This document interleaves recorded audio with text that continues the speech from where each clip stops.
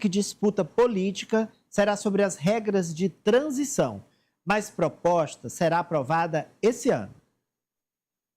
Vamos lá, Fernanda. Exatamente. Essa é a expectativa do deputado federal Reginaldo Lopes, do Partido dos Trabalhadores de Minas Gerais. Ele é autor da primeira PEC, que foi protocolada lá em 2019 e que prevê a redução da escala de trabalho para 4 dias trabalhados e 3 de folga, com um período de transição de até 10 anos para que as empresas façam aí essa alteração.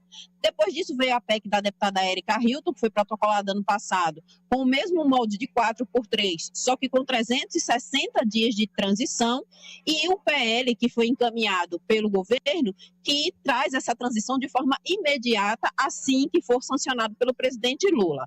A gente conversou com o deputado Reginaldo Lopes e ele disse que o debate deve se voltar realmente para essa questão da transição. Ele já entendeu que vai haver a necessidade de alterar a escala para 5x2, não vai ser bem aceita essa escala de 5x3, ele mesmo vai apresentar uma emenda à sua própria PEC, alterando para 5x2, mas ele acredita que a comissão especial deve ter esse embate entre base governista e oposição, voltada para esse período de transição, para que as empresas possam se adaptar à nova realidade. Ele também disse que acredita que a PEC vai ser finalizada sim esse ano, como é a perspectiva do presidente Hugo Mota. A gente conversou com ele, vamos ouvir.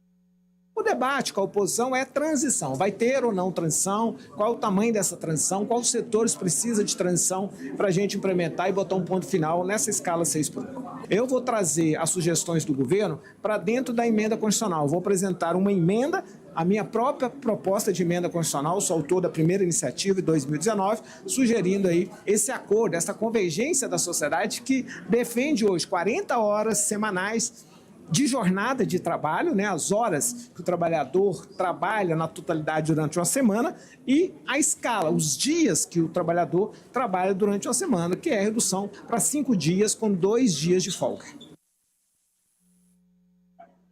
O próprio relator da PEC na CCJ, o deputado Paulo Aze, já tinha dito que o direcionamento seria esse, 5 dias trabalhados por 2 de folga. Ainda não há confirmação se ele será o relator, mas o próprio Hugo Mota disse que a escolha deve ser de um nome que também vai apresentar na comissão especial um parecer favorável ao projeto. A gente também conversou, Amadeu, com o líder da oposição, o deputado federal Cabo Gilberto, do PL da Paraíba. Ele disse que a oposição está, sim, disposta a conversar, analisar sobre esse projeto, mas reforçou essa questão da transição, esse debate que deve ser instalado na comissão especial. Vamos ouvir.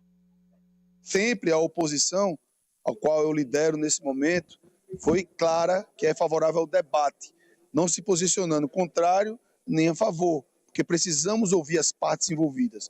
A gente não pode jogar para a galera, fazer uma medida que, em vez de melhorar a situação do trabalhador, prejudique. Exemplo, com a demissão em massa de trabalhadores em nosso país. Quem vai pagar essa conta? É importante alertar isso, porque o serviço público também não tem a escala. Então a gente precisa debater de forma madura, de forma objetiva. Então a gente vai dar algumas propostas ao relator, aguardar a decisão do presidente Hugo Mota.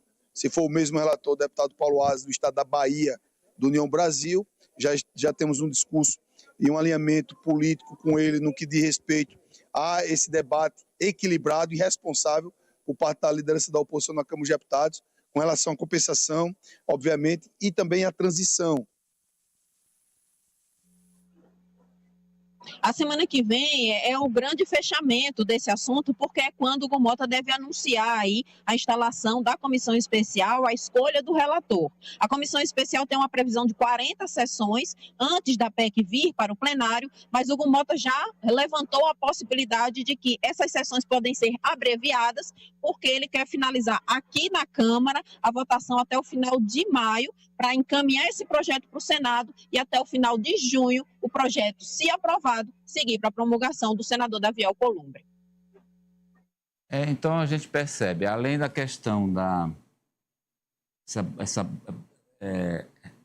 recompensa ou compensação, né, para os empresários, há também a regra de transição mais elástica, demorando um tempo maior. Eu estou falando aqui das ponderações dos deputados do PL, né, da oposição. E outro é a questão até o Sóstenes falou muito nisso também, em colocar no projeto o hora trabalhada, que é um modelo que existe nos Estados Unidos, Ari. Eles insistem nisso, que você receba por hora. Os Estados Unidos pagam $5, $10, $15 por hora trabalhada. Eles estão insistindo nesse modelo, mas o projeto do governo Lula é diferente. O projeto prevê o seguinte, olha, se a gente vai reduzir de 6 por 1 para 5 por 2, não faz sentido esses 5 dias aí, que são 8 horas atualmente, virarem 10 horas, 11 horas, porque fica uma coisa pela outra. Você vai folgar 2 dias, mas vai trabalhar muito mais nos outros 5 dias. Então, qual é o sentido? 8 horas por dia de segunda a sexta, quer dizer, 5 dias, né? Não precisa ser de segunda a sexta. 8 horas por dia, que dá 40 horas semanais, com 2 dias de folga. Agora, você tem razão, nos Estados Unidos não tem férias remuneradas, não tem 13º, não tem FGTS, não tem nenhuma dessas garantias. Sequer aviso prévio tem. Quero demitir o LS? Demito agora, pega a tua caixinha cheia de coisa e sai daqui. No sistema da hora trabalhada. Hora trabalhada e sem o vínculo, é um contrato ali, quero romper, pronto, rompeu. Se, por exemplo, no caso da licença maternidade, como é que funciona? Lá tem, mas é sem remuneração. A gestante, ela deixa de trabalhar, mas também não recebe nem um centavo. Fica em casa cuidando do filho com as economias que ela guardou. Se ela não tiver economias, volta com uma mão na frente e a outra atrás. E só volta a receber dinheiro? Quando volta a trabalhar. E depois que se... E a aposentadoria? A aposentadoria, ela paga uma aposentadoria privada, né? Faz uma aposentadoria privada para se aposentar. Se não votar agora, porque eu percebo também esse movimento. Não, vamos amadurecer mais. O que pode acontecer, Eliezer? Amadeu, esse assunto, se ele for protelado, ele pode perder força, porque ele está quente, ele está em pauta agora exatamente pelo momento de proximidade com a eleição. Então, isso acaba impactando mais na opinião pública, que está recebendo toda a atenção nesse momento dos políticos em todos os estados do Brasil. Se fica para depois, pode esfriar, desaparecer, ficar para muito... Vai para uma gaveta, Alessio? Com certeza, Amadeu. Eu acredito que se não for votado agora, antes da eleição, depois é praticamente inviável que essa articulação seja feita, a mobilização das ruas, principalmente agora.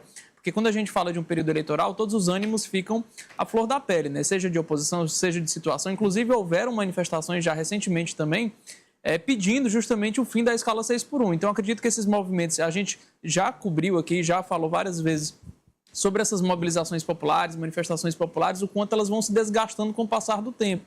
Então, se esse assunto for protelado, eu duvido muito que hajam novas manifestações do tamanho que sejam necessários para forçar uma aprovação depois das eleições. Então, ou aprova agora, ou dificilmente será, pelo menos, colocado para votação. Ô, França, organizando como é que funciona observando como é que funcionam os modelos trabalhistas no mundo, né, nos países. E, claro, os países democráticos.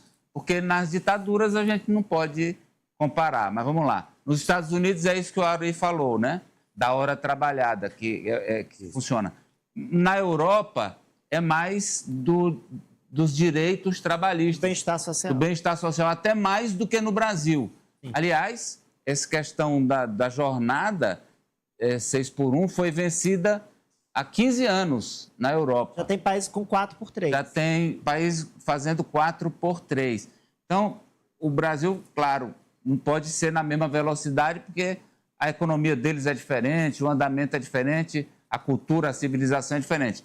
Mas você acha que caminhamos mais para um modelo europeu ou para um modelo americano, França?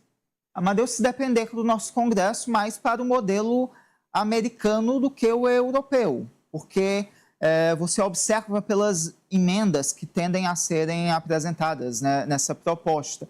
Mas o que os parlamentares brasileiros têm que entender e o que me incomoda muito é essa comparação com os Estados Unidos, uma comparação que acontece em todos os âmbitos. A realidade dos Estados Unidos é diferente da realidade brasileira. Antes, você e o Ari discutiam essa questão do sistema trabalhista nos Estados Unidos.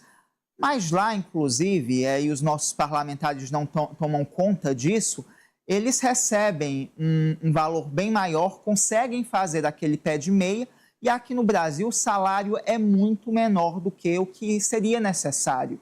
Há estimativas de que o salário ideal seria ali próximo de R$ 5.000. Então, hoje o salário é de 1.600. Não tem nem como fazer uma economia. Então, os parlamentares do Brasil têm que se atentar que estamos no Brasil e não nos Estados Unidos. E outra coisa, eu acho que tem que se encontrar um modelo que seja, claro, consenso do Congresso e do Brasil, porque também fechar empresas ou fazer com que empresários fiquem desestimulados não vai ajudar o trabalhador que precisa do emprego na empresa. Eu, por exemplo, tenho de 84 para cá, são o quê? 42 anos?